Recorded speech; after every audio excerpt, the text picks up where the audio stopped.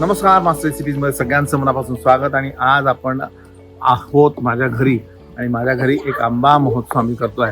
की आंबा नुसता आपण हापूस एक धरतो मनामध्ये, पण हापूस शिवाय इतक्या वेगवेगळ्या जाती आहेत आणि त्या सगळ्या ज्या जाती आहेत त्यांना वेगवेगळी चव आहे आणि म्हणून हे महोत्सवाचं आयोजन केलेलं आहे.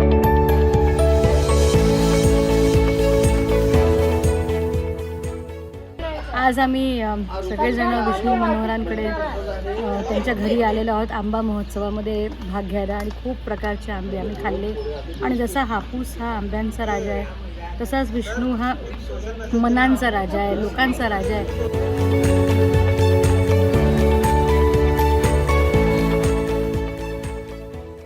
फार अप्रतिम कल्पना.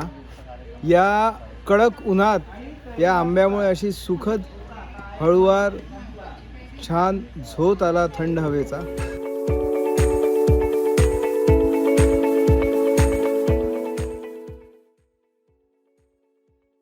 विविध प्रकारचे वेगवेगळ्या प्रकारचे आंबे, त्यांच्या प्रजाती इथे आपल्याला बघायला, खायला, चाखायला मिळाल्या. नॉन डायबेटिक लोकांसाठी पण एक चांगला आंब्याचा इथं पदार्थ आणला होता.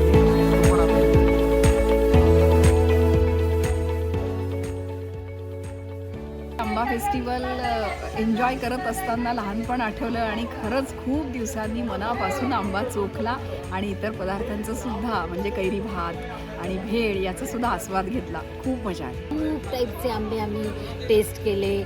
पायरी आंबा,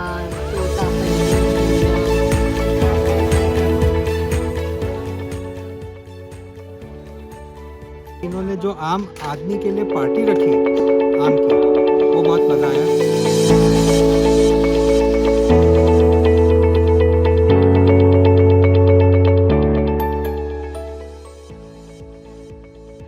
इकडे मला तऱ्हातऱ्हाचे आंबे खायला भेटले. नाहीतर मला एकच आंबा माहिती होता, तो होता अल्फॉन्सो, नाहीतर हापूस.